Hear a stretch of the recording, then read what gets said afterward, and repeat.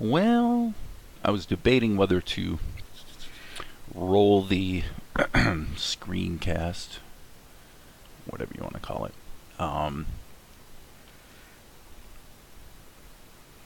And what the heck? I had talked so much in the last video about the rule of thirds that I actually dragged a graphic into the X sheet so that I have a guide.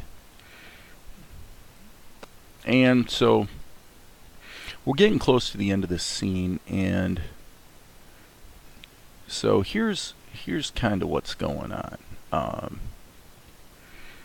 There's a conversation going on between Akari and Zen as the ninja rises into place, and of course they're keeping an eye on him. At this point, for storytelling purposes, we're kind of oblivious to the ninjas that have been dispatched, including the one that's sort of trying to climb the window. For the purposes of this is one of those places where you're kind of making a jump in your storytelling, where if the focus and the action is sufficiently in a certain place, basically the audience kind of forgets about the stuff that you're not focused on at that time. I think we're certainly safe to approach it that way. So what happens? Well, they're keeping an eye on him as their conversation ensues, and then Zen does something that is entirely unexpected. Now, I personally think this is kind of a difficult aspect of the plot progression to sort of make it play where it sufficiently is justified and has the comedy element that we're trying to achieve. However, it is what it is, and I'm sticking to the story. So basically what happens is Zen does this very unexpected thing. And so I'm really going to have to massage the dialogue to make this work. But the basic idea is that throughout this battle, as we know, Akari's gotten her dress sliced in back, and she's having to hold it together by holding the strap in the front. So one could broadly say that she is becoming naked or moving in that direction. And so the idea is that that she'll be more comfortable if he gets naked too. Now, he doesn't actually get naked, but he gets down to his skivvies. And I think part of the justification for that is he knows he's about to enter a major battle situation with Ninja 1. Okay, so that's what we have to sort of really think about the dialogue, how to make that play effectively. So he does this, and you can see her eyes over here is reacting to this. What the heck are you doing? And so boom, he lets his things drop, and then of course all he has is like this sumo wrestler type thing on, and so the dialogue is going to have to carry that point.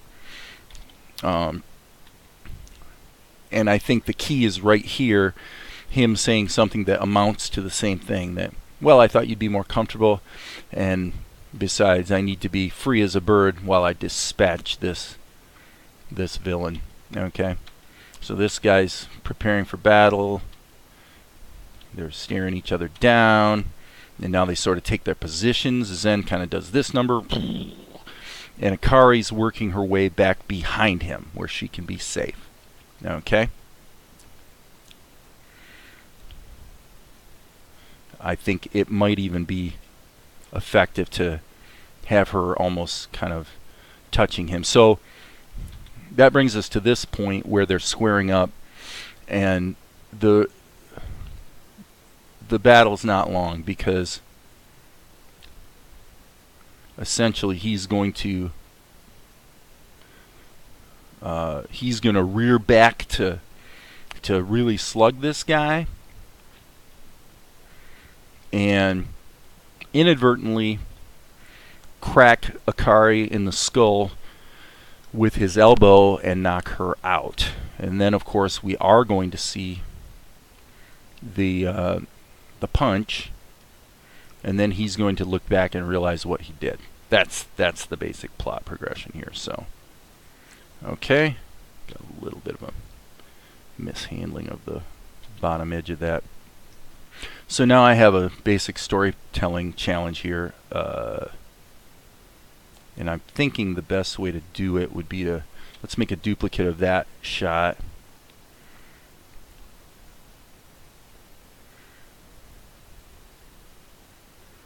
And you know, like I said, this is where it gets kind of challenging. I'm going to make some choices here in terms of how I tell the story, and then kind of reserve the right to change my mind. And I think in order to optimize the possibility that that's going to go correctly, I'm going to actually just kind of make some duplicates and stage it from this point of view for the moment and see how it goes. So there would be a change in balance here as this comes forward. And see, I don't even know if this can work, but I'm going to try it. Okay, so what's going to happen is we're going to see this elbow is going to come back to here. Okay, so right now we're looking at the front of his body. Okay, so sticks and balls. And then here we're looking at his back. So there's a very definite twisting going on here. I'll draw his loincloth or his sumo wrestling thing just to give an indicator of the change in orientation that might occur here. All right, one could argue that maybe this knee should come down more like this. And I think that actually does work pretty well. So let's do it this way. Let's make another duplicate. And then what I'm going to do is grab this whole section and say, okay, he's going to have to really rear back even more. And so now here's the one of the money shots. Okay, we're going to leave her anchored. Okay, so she's anchored like that. And let me just see how this goes. Boom. Okay, so she's going to do this, right? Okay, so I think what you would have here, and this is almost certainly going to require some in-betweens.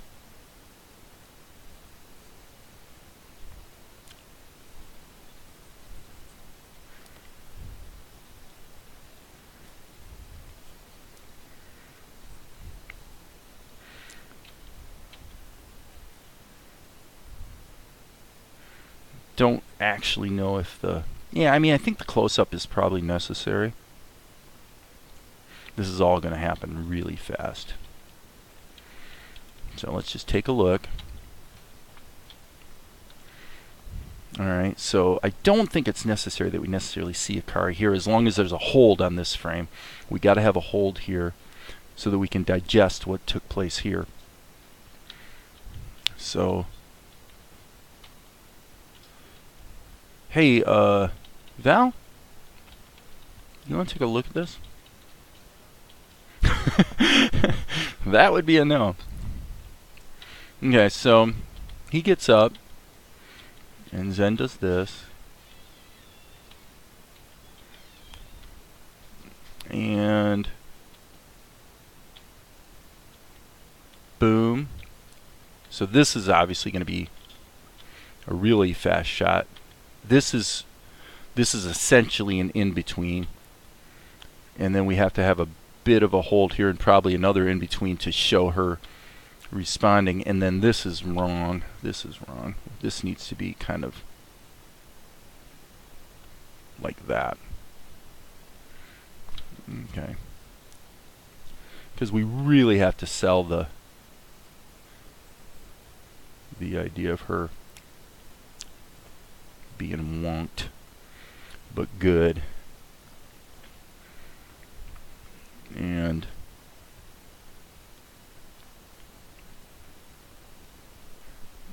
I wonder if we actually shouldn't even do it kind of like that. Boom. And I kind of made her a little too endowed here, I think. trying to get the curvature of her body, like, so it would be kind of like that sort of thing. I mean, if you drew her out, I'm thinking actually she's a little too big here, which makes it harder to sell the action. I even mentioned in the previous video, when in doubt, pull out a little wider. Generally, you'll find that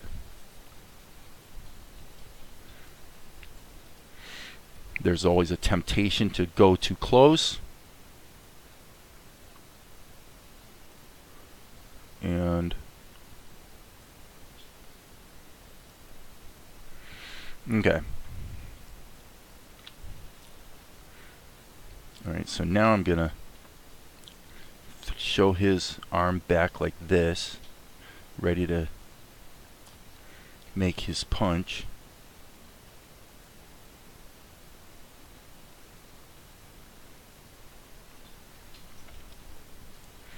And he's going to glance back and see her. So this is boink, boink, boink.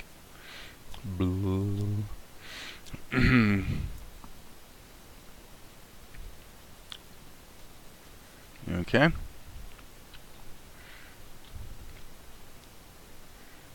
And now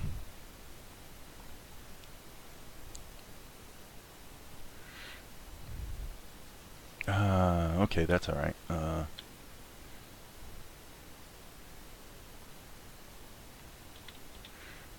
He's pulling back with his right hand. Okay, I don't necessarily like the way I drew that, but I'm trying to move fast to just feel the action, right? Okay, yeah, I don't think it's extreme enough. Something more like that. And his expression here is going to be kind of important, in the sense that it has to look like he's kind of going, you know, he's sort of just glancing back to notice. I think what I'm going to do here is go ahead and flip it and zoom in. This is an expression that I think I could probably draw better from this point of view.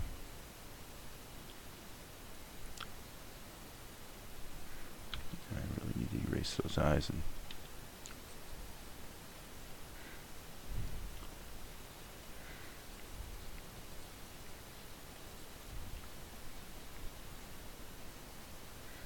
okay.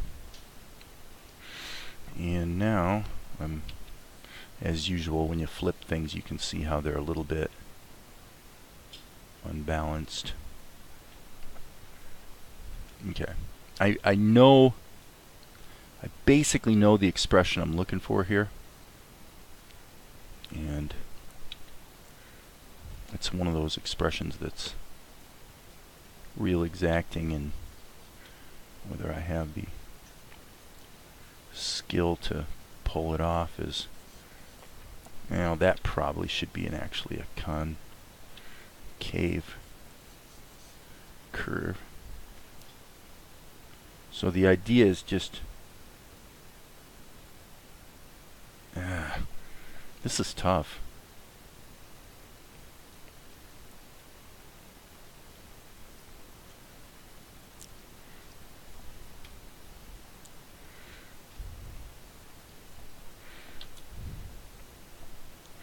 Okay, let's go back to normal size. Boom, boom. And then I really want this guy to be ready for this.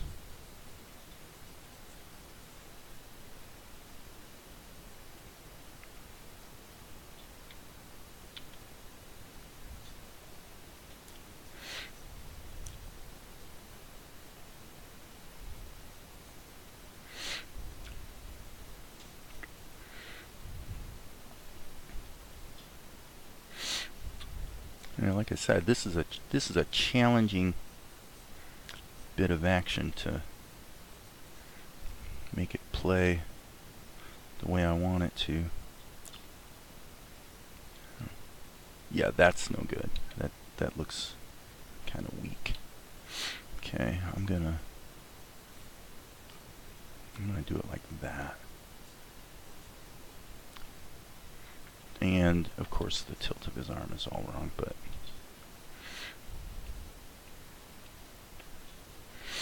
let's try something like that. And now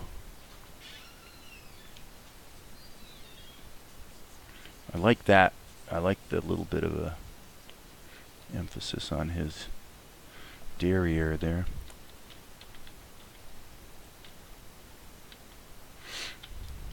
So yeah, the idea here is that he's going to go ahead and take his swipe. Okay. So here we've got an elbow here, foreshortening here. Let's see what we can do here. So this is going to require some serious erasing. Actually, let's erase the whole thing. And then just really get the... Let's get this in there.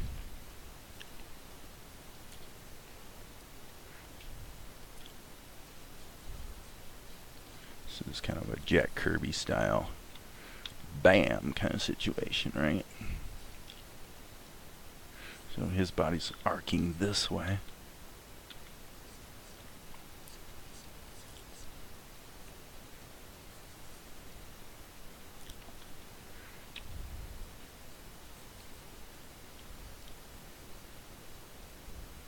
Now where would this other hand be? Maybe back here? I don't know. I'm just going to keep rolling with this. So here what we're going to do is we're going to have... I've been wanting to do this for quite a while. Okay. So now let's in between it. Let's give it 2 frames. And I'm not usually one to do much with onion skins, but in this case I'm gonna go ahead and, yeah, that's why I don't do onion skins. Let's move this one to there. Yeah, it doesn't help. I just don't find it helps. I find onion skinning is usually less useful than just toggling between the shots. Boom. Okay. So now let's say we know his head gets closer. So let's do a D. And maybe what I'll do, actually, let's do a D here as well, and erase him in both of these. So at least we can get these 2 poses of Zen in. So what I was about to say is that what I might do is do a zoom, do a camera move here, so that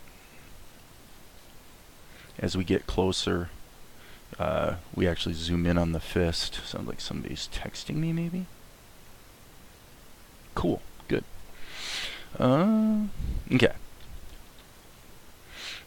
So let's say this head, let's paste it in here, make it slightly smaller, slightly up. Okay, and let's erase the mouth so we're not swayed by the directionality of it, because actually it needs to be a little different. Okay. So now let's keep it simple. If we're going from this to this, then presumably the fist is going to come like this. Alright, so let's do the same thing here. Let's put the fist here. put the head here. Okay, so slight angle this way. So now we begin to see his right ear.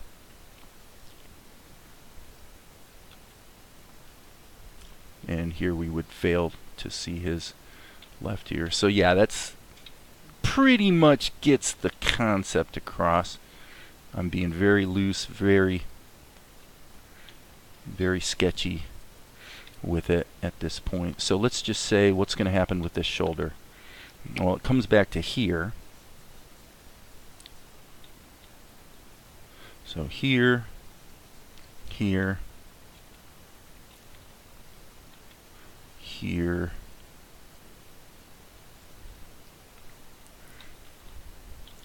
okay, so we got sticks and balls, got this, and this is actually going to be back like this. So presumably this would come across something like that. Okay, so this hand maybe here, maybe extended out.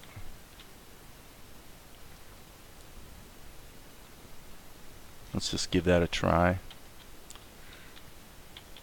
Yeah, it's just a real swinging action. Okay, now let's get the arc of his chest. Here it'd be something like that, and then it would transition around almost to flat on.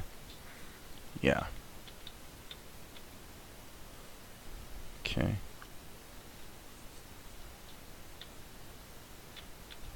So yeah, this is okay, let's say let's take his waistline. Okay, here's his waistline, and basically it hasn't moved much. So let's just go like this, and sort of the assumption would be we're looking down on it here, whereas we're looking more up at it here. Up, around, more around, and then to this. Boom, boom, boom. Boom, boom, boom. Boom, boom, boom. Yeah, see, that's kind of working. Obviously, the drawing is ridiculously simplistic.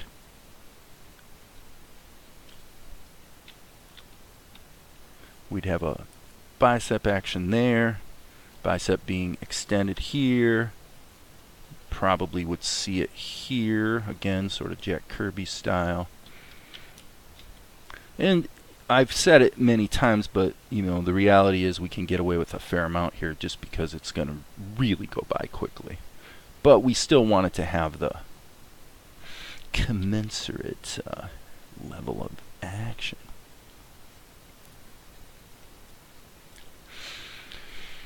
Alright, so eye indicators here.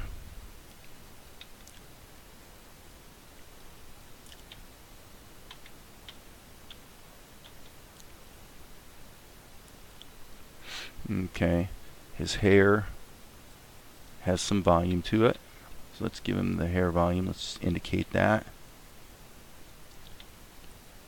So I don't know how anyone else does it. One of the guys asked me a question here about anime workflow in the comments yesterday, somewhere in there, about standard practice in anime, and I will say that I don't think there's much at all that I'm doing that would be considered standard practice in anime. And the comment I made is that, as far as I've been able to tell from my research, anime is still being done by drawing this stuff on paper and then scanning it in.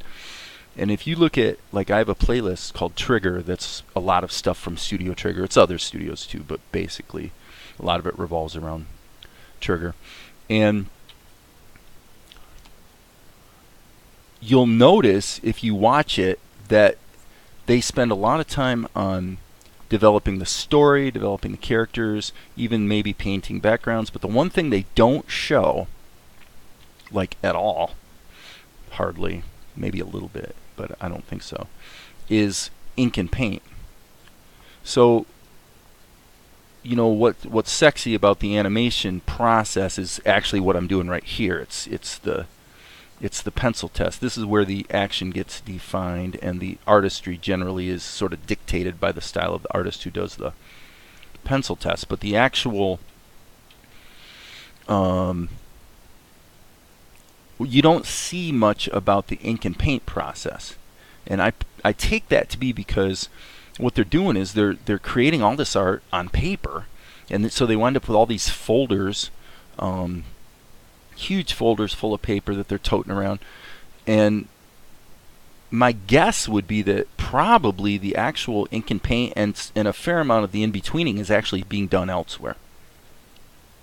So if Yoya Yoshinari is animating a scene,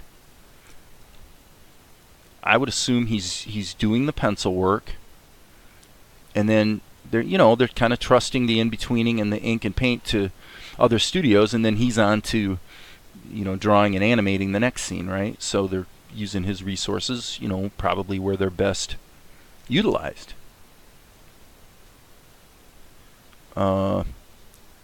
Whereas here, the drawing and the ink and paint are all kind of blurred together a little bit more. So again, there's nothing about this workflow that would be, I would say, typical anime practice. But let's just say I certainly found out in filmmaking that, and not to sound arrogant, but I mean, I have written and directed and edited and scored multiple complete feature films, a couple of which have done pretty well, and one in particular. And in all those cases, we're talking about oftentimes rethinking conventional practice and saying, man, is there a better way? Okay, so I'll give you an example of a better way. If you take a typical Hollywood production, doing a light setup is going to take a minimum of a half hour. So just so what do actors do on a Hollywood set? Well, most of the time they sit around and wait. That's what the actor's life is. It's a bunch of waiting.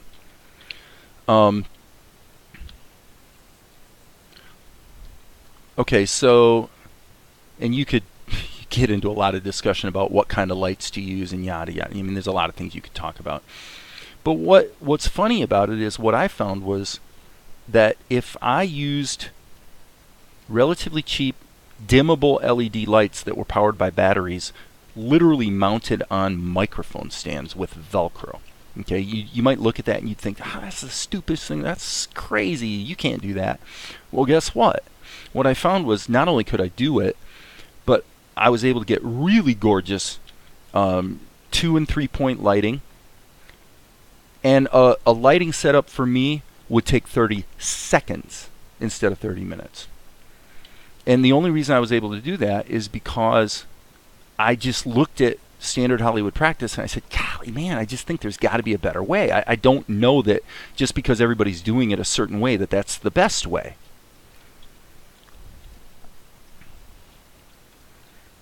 And so what would happen is the actors are spending most of their time acting, which is fun for them. They're staying busy. And if you want to go try to interview Sean Young, who was in my most recent movie, she would probably tell you that, okay, she entered her time on the set with some trepidation because there wasn't much of a crew. But what actually happened was she spent all of her time in front of the camera doing her parts, and she told me that it was a lot of fun because it was so different from what she was used to working on these big ass Ridley Scott movies, right, or whatever. And all that matters to me is what's it look like. At the end of the day, what does the shot look like? Does it look like it's well lit? Yada yada yada. And I would say if you go watch Healed by Grace 2, if you want to see what really really cheap lighting looks like, here's where you can find out. And I'm not going to claim that this is like the greatest movie ever. Oops, that's the wrong one. That's the other movie. Okay. So actually that's a DVD. I think that's not the official. Yeah, this is the official release. So here you go, Healed by Grace 2. This movie was, I mean, you look at this picture alone, just the picture on the cover, this movie was more than one Hollywood insider type of person, let's say, looked at this movie and said, okay, it must have cost, roughly a couple $100,000 to make. Well, guess what? It cost $8. And that included the cost of Sean Young. How is this possible? Well, basically because I just said, you know what, maybe the way they do it in Hollywood isn't actually all that smart. Maybe it's kind of inefficient. And so I'm bringing the same mindset to anime if I can. I'm going to try. And my mindset is that by doing things, first of all, with a tablet screen on the computer, second of all, really, really looking at the workflow. Okay? Really looking at how things are typically done and saying, well, maybe there's a better way. What I'm finding is sometimes I'm dead wrong. Sometimes I try something and it's like, okay, that didn't work. But then in other ways, I'm finding out, actually, if you scan through this and you compare the visual quality, and there's probably still an effects pass that needs to happen, adding some glows and fog and things like that. But basically, if we, by the way, turn these two levels off and turn the background on, it's not all great, but basically it's pretty good looking considering how rapidly and in effect cheaply it's being done. Now, is it going to stand toe to toe with every other anime you've watched? Probably not, because I am still learning as I go. But I'm going to get there. I'm going to figure this out, and pretty determined to do so. And so that's the mindset that I bring to it. So that's kind of the expanded answer to, I think it was JP, or who asked that question? I think it was JP Animation asked that question. Every day and every moment that I spend here working on this, I'm getting closer and closer to a result that I'm satisfied with. And if you look at the way I'm doing this today with these sticks and balls and then blocking this all in, and I'm asking myself, believe me, I am asking myself, okay, how long did this take me to create all these shots? How long is it going to take me to do the in-betweens? How long is it going to take me to do the ink and paint? How long is it going to take me to add some effects and really polish it off? And I'm continually thinking about that, because it isn't so much that I want to be fast as much as I want to eliminate the aspects of the production process that are slow or that seem stupid to me or not the greatest way. Now, everything about this, of course, you could go back and say, well, there's people who draw better than me. There's people who animate better than me. I'm not, and that's okay. I don't have to be the best. Frankly, it can truly be said that all you need to be is good enough. And when it comes to being good enough, the most important thing is the story. I would say the story and the characterizations. It's really the script is where it's all going to fall apart. That's why I made the comment at the beginning of this session about this sort of joke that we're trying to pull off about him removing his clothes. The question is, A, does it make sense? And B, is it funny? Because this show is very much a dramatic show. It isn't a comedy in the story itself, but yet in the manner in which we tell it, we want to infuse it with a fair amount of comedy. So I never really thought about this until today, but in the sense of its tone, I would say that it is actually quite similar to Avatar: The Last Airbender. So I'm not saying that it's as good as Avatar: The Last Airbender. I'm not saying anything like that. I'm just saying that the overall tone of it is a fairly dramatic and serious commentary, if you will, on the world or the human condition or whatever it is. But the manner in which we tell it, we want to pepper it with a fair amount of comedy so that it's fun. We want it to be fun for us, fun for you. And so, but there's no escaping the fact that this is one guy creating an anime. Okay, Valerie's working with me on the story, and it's really her story, and I'm kind of approaching it that way. But basically, as far as the grunt work of the animation and all that, this is one guy. So I always ask myself, okay, well, how fast can one guy do this, and where does it become not fun? Because if it's not fun, that brings the creative process, can bring it grinding to a halt. It can really impede your progress if you're hating what you're doing. Which, by the way, reminds me, I probably should have my sunglasses on, because if I look at the screen too long, it starts to make my eyes irritated. They're not irritated right now, but better safe than sorry, right? So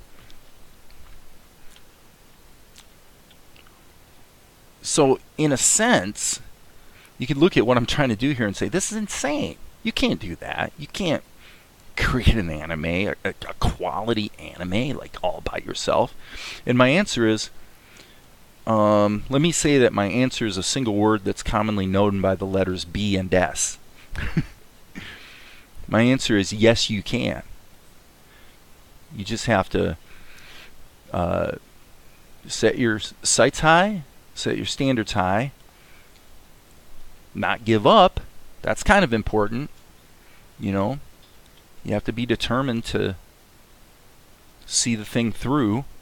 And it took me a while to get to the point where I was sure that this was something I wanted to do.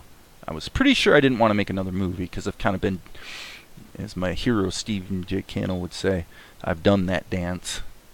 I've done it enough times to know that, I'll probably make another movie sometime, but it's just not something I really want to do right now. I'm more interested in cartooning, This is more fun. So, this is what I'm going to do for the time being. All right? And if I'm going to do it, I want to try to do it well.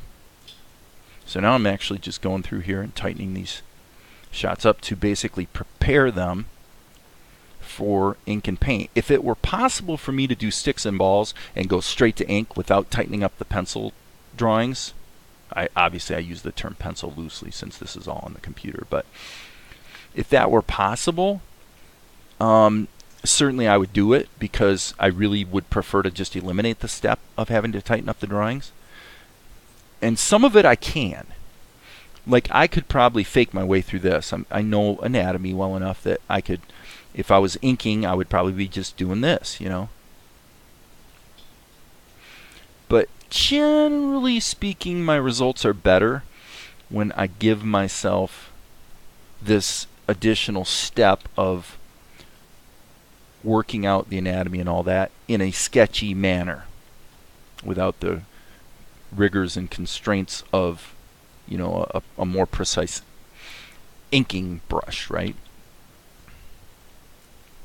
So again, the answer to JP Animation's question is really, I don't know, because it's actually hard to find good information. The information out there about anime is that one episode should cost somewhere between $500,000. Well, okay, let's say it could go as low as a couple hundred thousand. As low as a couple hundred thousand and as much as a couple million. Let's just say that's sort of the range. If you look for interviews or behind the scenes stuff, and if you're looking for financial information, it's really hard to find. And you can certainly find information that's probably somewhat out of date, because of the digitization of the technology has made certain things maybe cheaper to do. But at the end of the day, here we're talking about these sequences. When it's all said and done, from beginning to end today, we're talking about from starting here, all this is going to be complete in roughly about 2 hours. Roughly 2 hours. Yeah, about 2 hours is what's going to take. Right now I'm just past the hour point since I started this. I streamed about a half hour this morning, and here I am cranking through the second half hour. So when I think about the time aspect, then I start thinking, okay, man, I want to start going faster here. I want to race, I want to challenge myself, see how fast I can do this. Right? So then I get more rigorous with the sticks and balls, so I don't make blatant errors, in anatomy, or, and I do things like I showed earlier with the rule of thirds. to insist that, hold on, I gotta take this call. Hey baby, what's going on? Hang on a second. Whoa, lost my sunglasses. What now? On your Gmail? Okay, well, I'm kind of in the middle of something, so I'll have to look at that in a little bit. Alright, no problem. See. So, the general policy is don't take calls when you're streaming on YouTube. So I just kind of broke that rule, didn't I?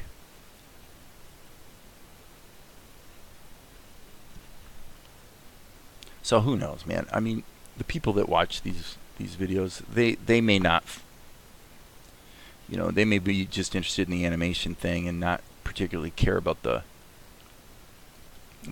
I'm not doing this, you know, quote unquote for fun. I'm doing this because I'm trying to develop an actual show that's gonna be a viable property. Just because I think I can. And to do that in a way that's fun and effective requires you to really be picky about. That's why I spent almost 2018, you know, pretty much spent the year sort of poking around at the Blender grease pencil and look, just, you know, I had other things going on too, but basically the objective was to figure out from a workflow standpoint what works and what doesn't work. What tools are going to let you down. It's like this locator tool in OpenTunes. There is absolutely nothing sexy about that tool. Okay? And yet, when you get into the rigorous process of actually trying to complete something that's very long and complicated, like this, you find out that these things that seem so unsexy sometimes are the best tools of all. They're actually the things that you completely depend on. And that's why I'm using OpenTunes, is because you find that over and over in OpenTunes, where it's got a lot of little features that, as I say, are not sexy at all. You know, you're not going to see too much about them on YouTube with people trying to demonstrate little, what I would call toy animations, which I've done plenty of, you know, because that's how you learn. But yet, lo and behold, it turns out tools like this stupid locator are in fact the things that save you tons of time and make it easier for you to do your job well.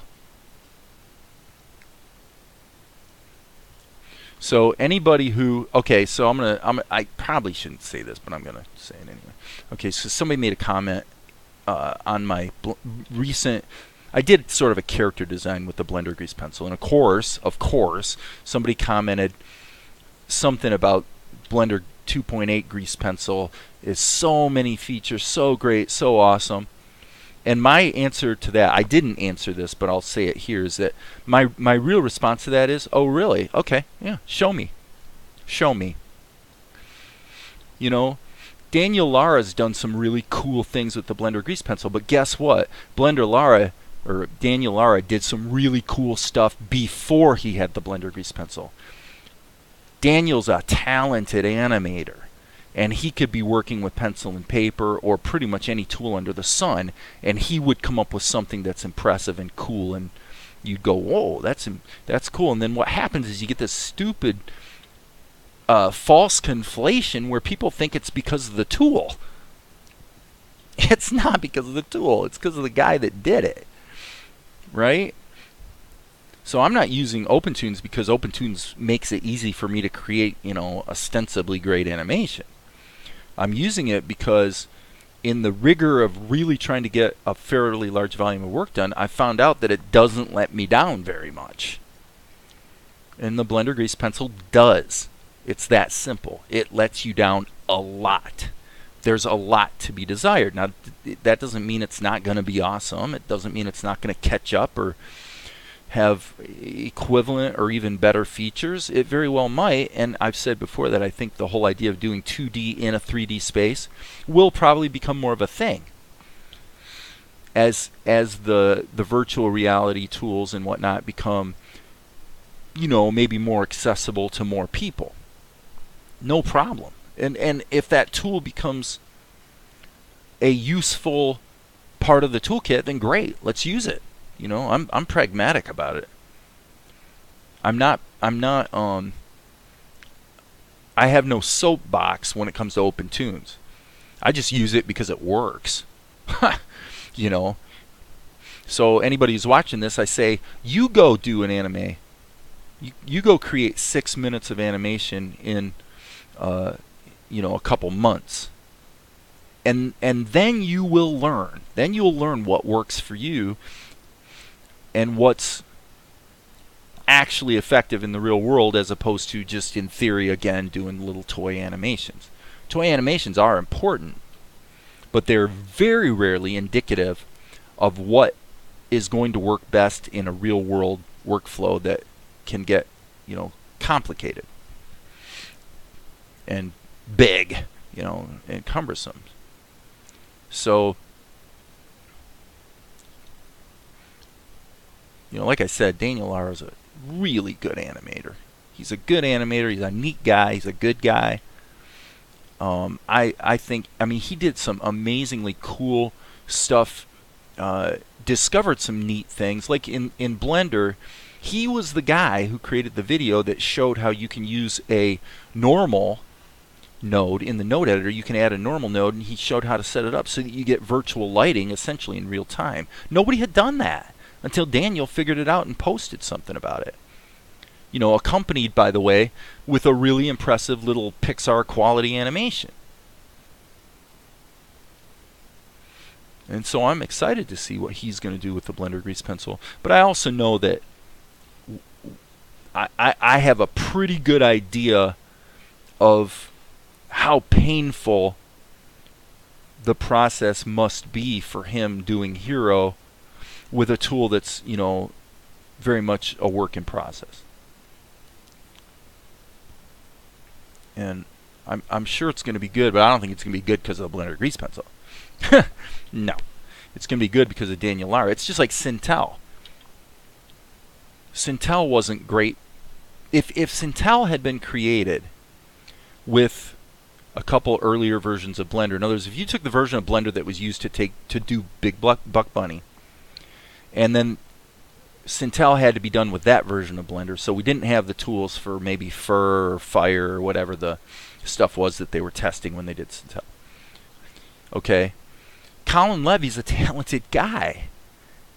The kid, he was a kid at the time who was roped in to direct Sintel, and Sintel was, I got to be careful because I don't want to take anything away from the entire team that did that movie, because it was a team effort.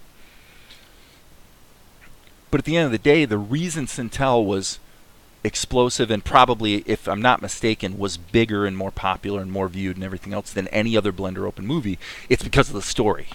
It's because of the surprise ending that was literally heartbreaking. It was I get emotional thinking about it. It's a great, great, great story, with a really cool ending. And that's why it's so successful. It isn't because of Blender or the CGI. It's because of the characters and the story. So you can't ever lose sight of that when you're doing this stuff. OpenTunes does not make anyone a better animator, really. Now, if you're an okay animator or you have the talent, it might help you do what you do better, faster, yada, yada, yada. But the basic ability and the basic understanding of what's important kind of has to already be there,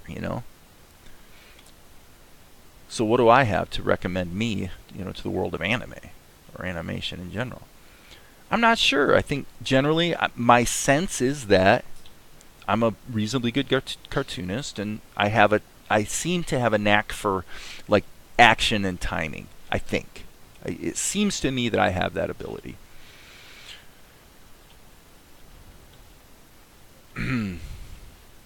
Okay. All in all, I have to say, I feel like his body here is a little large. Everything's just a little bit too big here, I think. So I'm going to anchor this here. just make it a little smaller. Okay. Yes, that definitely is better. Okay, so now just to give myself guides, I'm gonna put her boobs in the picture and her hips. That just kind of tells me where things are, right? And man, I have a lot to learn, man. I've got a lot of growing to do. But every day it gets easier. And every day I get more able to say in my mind, here's the vision of what I want to have come out, and it tends to come out pretty close to that, you know. And I would say to anybody who wants to do something that's highly creative, highly technical, highly complicated, that you really have to love the work. You know, it's not about there's a really positive, actually, visceral tweak we all get when we are fiddling around with a new tool that's got new capabilities. It's exciting. But let's be honest, most people literally stop there. Most people stop right there. They don't go very far with it, or actually really get much done. And that's not a bad thing. I mean, I've done a lot of that in my life. Definitely, That's how you sort of figure out what it is you are interested in or what you want to do. There's nothing wrong with that process, okay? So I don't want to make it sound like there is. There truly is not. It's a good thing. But I don't want anyone watching my YouTube channel to think that the tools have much at all to do. I could have done this whole thing on paper, and it would have been, basically it would have been just more time consuming, because I would have had to have 2 pieces of paper for every frame, one for this and then one for the ink, and then I would have had to scan it all in, and there's just a big process you have to go through. Well, again, getting back to JP Animation's question, I'm pretty sure that is still how most of the anime industry does it. Now, some of the videos that are on that trigger playlist that I have, some of those videos are from like 2000. Well, I think actually most of them are from like 2013. They're a few years old, and I would definitely bet that those guys have probably gotten some Wacomson takes, or maybe some of the, like I use the XP Pen Digital Artist 15.6 tablet is what I use. I have little doubt that those guys have probably upgraded their workflow, right? Since the time that they did either Gurren Lagann or Little Witch Academia or Kill la Kill. But I don't know that to be true. I don't actually even know what those guys are working on right now. I'm too busy doing this to spend a lot of time researching what the heck's going on in the industry. So to an extent, I don't really care, because I know if this story is a good story, it'll probably grab. It'll find its audience if it's good. If it's well done and reasonably well executed, but mostly characters you can get on board with and a story that you can get on board with. If those things are in place, it will find its audience. I'm pretty sure. Maybe not. I might get a big old surprise and find out that there are barriers. There might be barriers to entry that I haven't considered.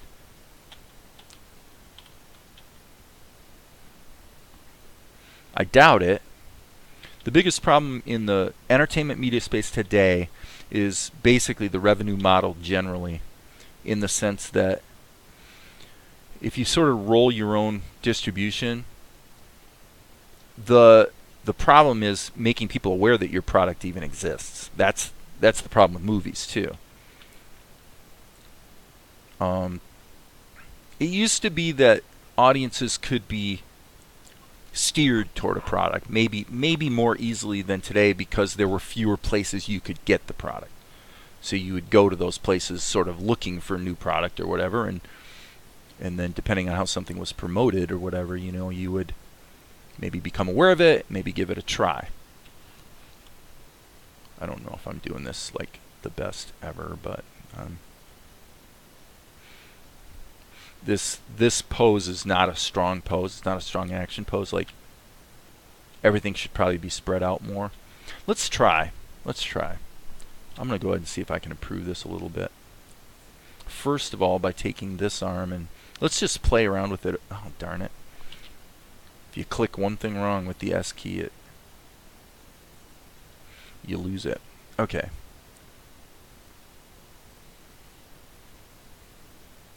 I'm going to try that, and then I think let's anchor this.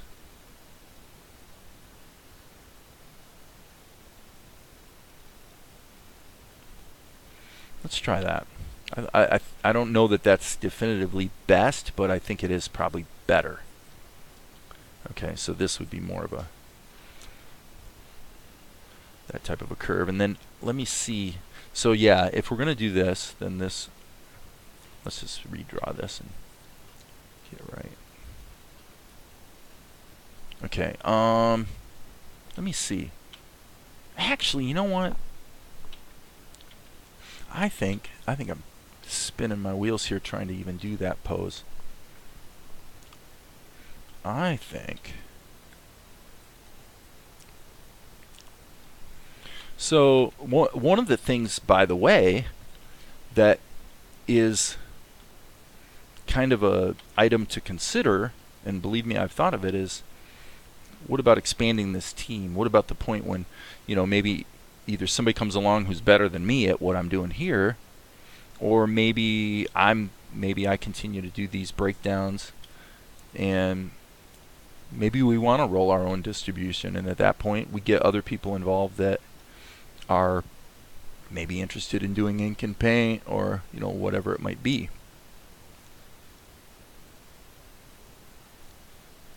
Is it possible to actually organize a team on the internet? My sense is, broadly speaking, I would say that it usually doesn't work very well, because the people that are prone to want to get involved in something are not usually the most talented people. They're usually the more inexperienced people that are easily excited by a project and don't necessarily have a track record of being able to get work done or whatever. And once you're at the point of building a team, you really want people that are already capable of doing XYZ, as opposed to being people you have to train to do it, right? So, by the way, the key to this pose right here is that it goes by really fast.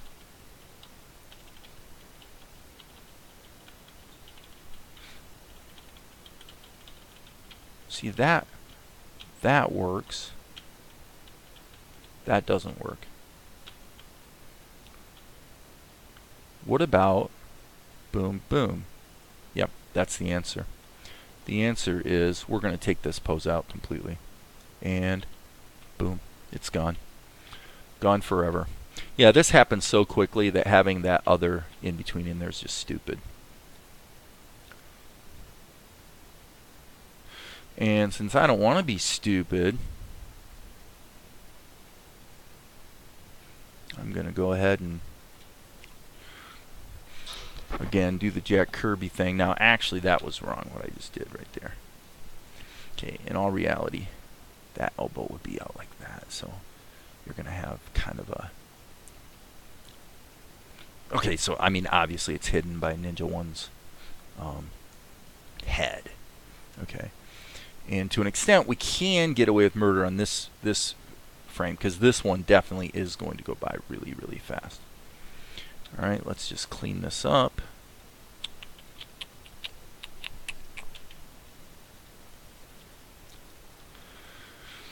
So the short answer is I don't know. There's things that I'm aware of that are going to have to happen in order to develop a show that, they're in the back of my mind, but I haven't given much energy to solving them. I don't think any of it matters if I can't personally create a pretty interesting mini episode or whatever, doing it the way I'm doing it, then I don't have much of a leg to stand on to say, okay, now we need to figure out how we're gonna turn this into being showrunners, where we're writing episodes and managing a production process. What would this be doing? I think that would be like that. Yeah, there we go. Much better. A lot of times when I'm not sure about in-betweens, what I'll do is what you saw me do there, which is I'll go, okay, I know this one works, and I know this works, so usually that tells you everything you need to know. This to here is certainly weaker than this to here, but really it's going to be, you know, it's probably actually going to be almost faster than that. Boom, boom, boom. So, okay. Now Ninja 1 seems to have no ear, which is not quite acceptable. So I'm going to say, let's put Ninja 1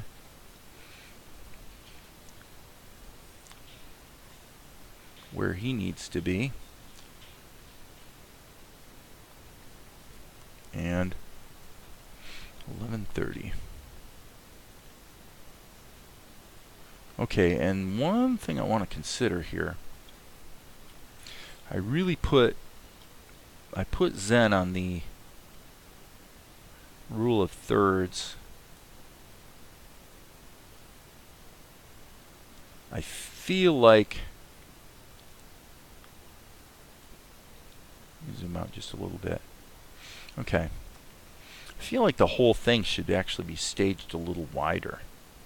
So in other words, what I feel like I want to do is, well, actually this might work. Yes, I think so. Okay. Okay, so yeah, for my purposes here, I can just cut and paste this right over the earlier. Okay, that's interesting. That happens every once in a while. Not quite sure what's going on when I do that. So select X V. Okay. V. V. There we go.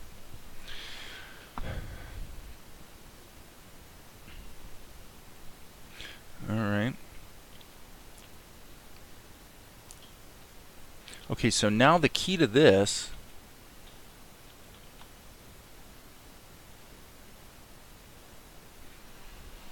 I'm going to have to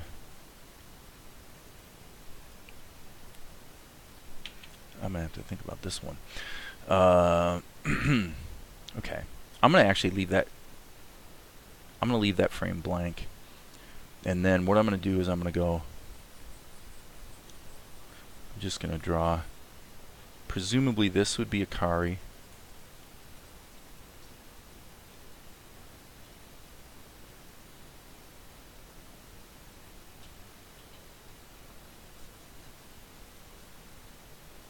And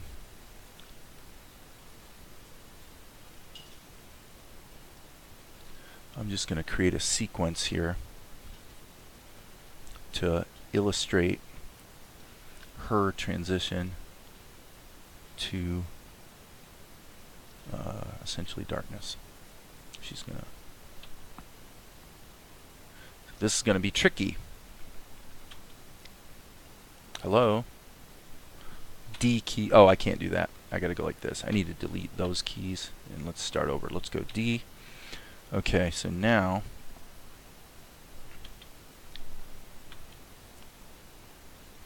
I want to get her back to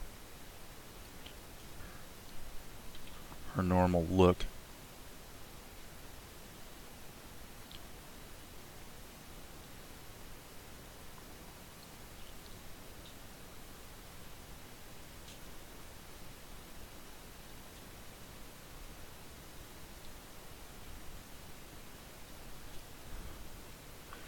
Alright, and then let's just set, hello, let's just say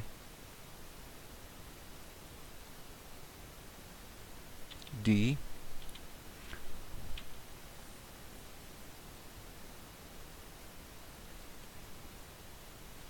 So the idea here is that she's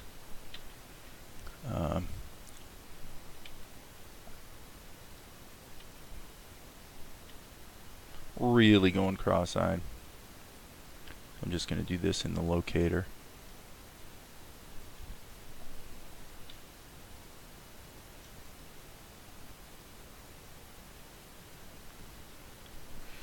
Okay.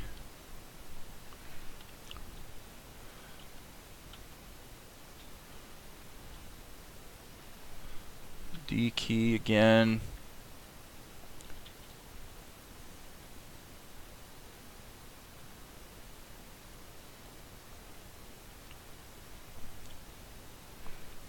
B.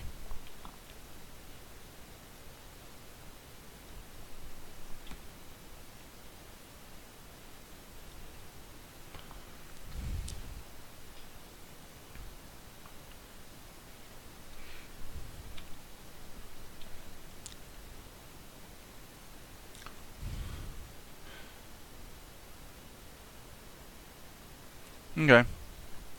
D key again. Let's just follow this through.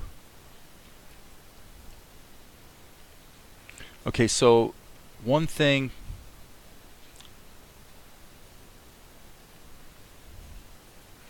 Actually, you know what? I should not do that. Okay. Now what we need to do, let's go, let's put her head here. Here. Now wait, we can't do that. Sorry, my bad. This is supposed to be a POV thing. So what we'll do, again, this is,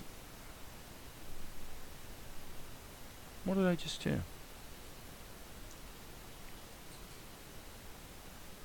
Okay. So what I want here is boom, boom, boom.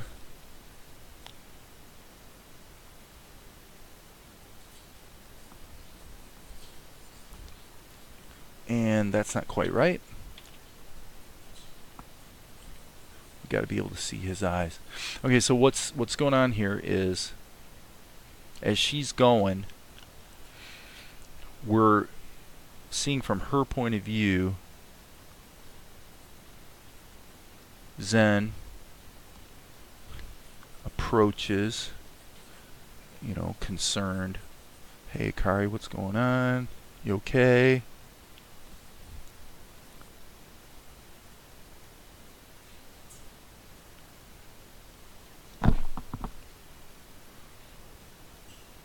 You know, Akari, you know, kind of worried. And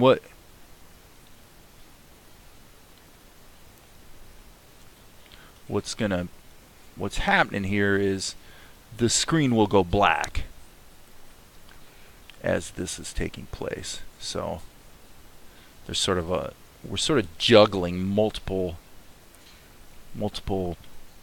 elements here, and of course it remains to be seen whether the way I'm animating it is going to actually play the way I hope. So let's go back and take a look. Oh yeah, I've been streaming over an hour here. So okay, so boom. Oh, this is going to definitely require another in between.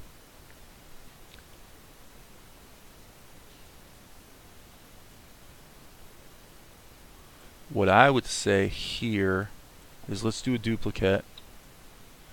And on this one,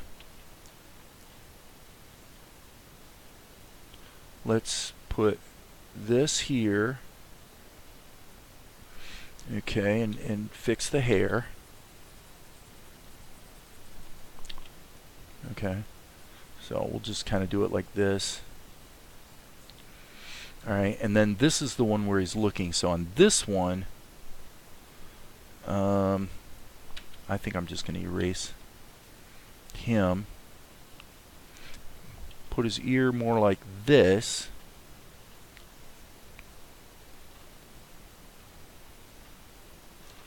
So we kind of have boom, reaction. He notices.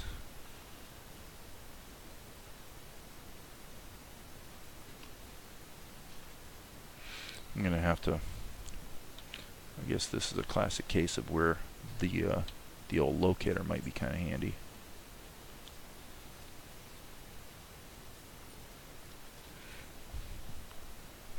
Okay, didn't get the positioning of that quite right. Alright, so,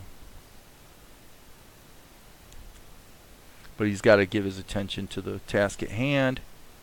Not sure what I'm going to do there. And then we cut back to her. And then he's like, hey, a car. And as he's approaching her, of course, she is fading out, baby. Okay, so maybe his hands would be out like this. Hey, Kari, what's going on? Hey, are you okay? And I don't think we necessarily need the hands in this shot. As he's approaching, big bull neck.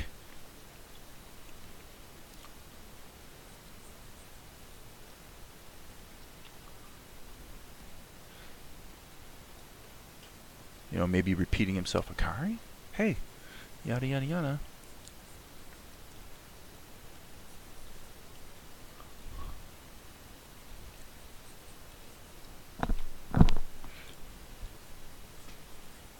We're back to sort of the Jack Kirby kind of thing.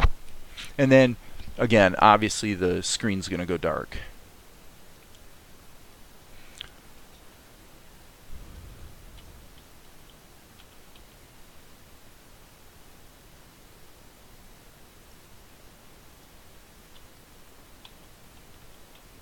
Okay. Da-da-da-da-da-da-da-da. Let's flip it just to see how out of balance it is. Actually, it's not horrible, although we do need to get that hair volume in there, and we got a little bit of a problem right there. I better save my work. Save early, save often, and I haven't been saving very much at all. And OpenTunes has to think about that one. Okay, so here,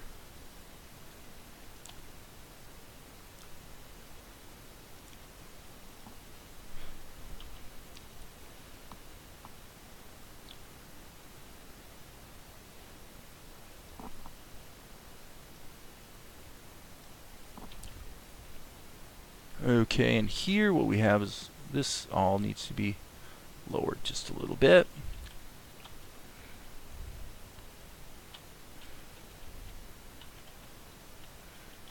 I think we're in good shape.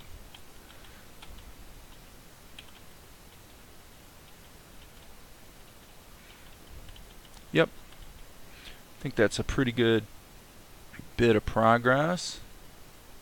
Let's recap. Since we started here. Alright, so little interaction with the ninja as they're conversing. Zen decides to remove his robes, to which Akari is a bit shocked. What are you doing? He lets the robes go, so he's in his skivvies. Ninja is preparing to go ahead and do battle. This pose has got a problem, by the way. This is definitely problematic. I don't like that at all. That should be out like that, and probably I don't like the fact that we can't really see his other hand.